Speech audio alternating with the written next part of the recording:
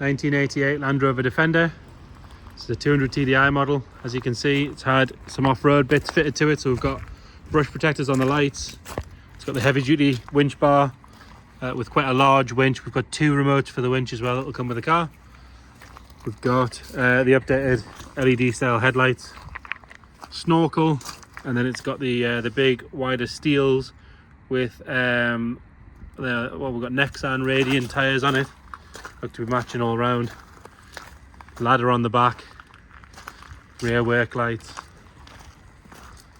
all the bits you need for a day down the lanes. Bodyweight wise, it is quite faded. It was red at some point, but it is quite faded, as you can see. So we're not going to spend too much time dwelling over that. I'll point out the sort of obvious bits and we'll sort of point things out as we go, but I'm not going to talk too much about the paint because it is faded. You can see on the whole car it's faded. So front wing, nice and straight and tidy, to be fair. The arch is good, decent wheel and tyre. All down the bottom here looks to be solid into this chassis part. Coming up on the front, there is a bit of rust developing around this area here. Around the tombstone looks to be good. Along that centre section looks to be good as well, as is the top of the screen. Coming down this side, again, door looks to be nice and solid. The bottoms of the doors look to be all right.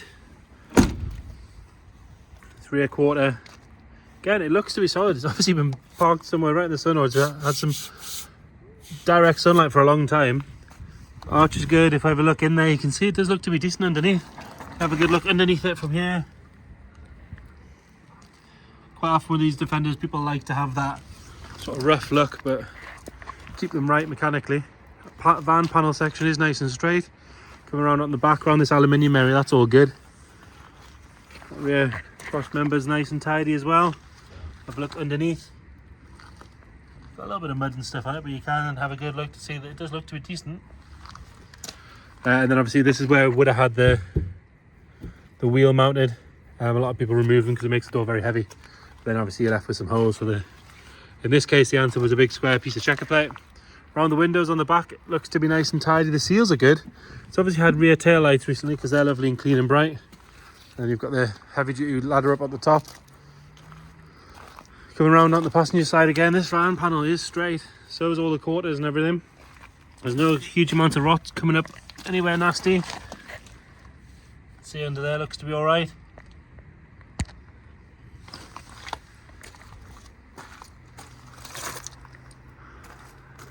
Again, the roof looks to be nice and tidy. A little bit of perishing on the Alpine windows, but it doesn't look to be letting any water in. And then this section here, we do have a bit of rust coming through next to the snorkel. On the tombstone on this side looks to be nice and tidy. No corrosion there.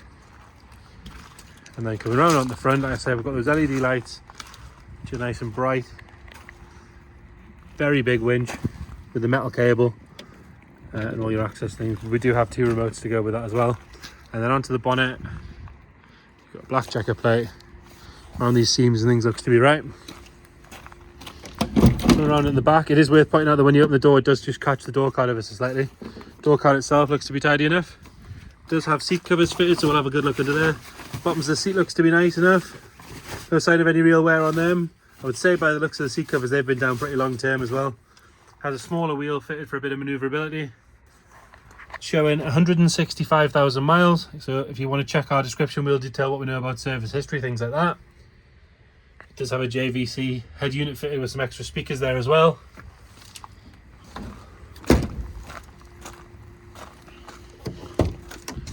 And then into the back door is carpeted, and then we've got a lot more checker plate down here. We've got a storage box on the right with some extra bits and bobs, some spares, some cup holders and things. And then the spare wheel has been mounted here like it would be on an earlier series Land Rover. Side panels are carpeted as well for a bit of extra insulation, and then we've got seats to the left. Looks to be in nice condition as well.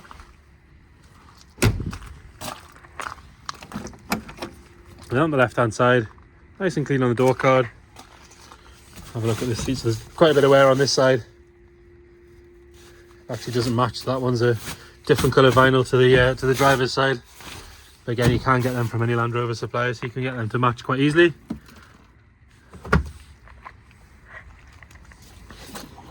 Get the bonnet lifted and have a look under there. So like I said, 200 TDI. Have a good look at the bulkhead and everything from there. the inner wings. Get it started up. So it has had a button fitted for the glow plug, so it's ignition on, and you've got this little button down the bottom there. Just press and hold that for a couple of seconds. You'll see it lights up that choke light. Always better for those really cold days. Give it a hold for a couple of seconds and it'll fire straight up on the button. Just means you're not cranking it over for ages and producing a whole load of smoke out the back. As you can see, this one nice and clean out the back. So there you have it, Land Rover Defender 90. If you've got any questions, please get in touch. Thank you.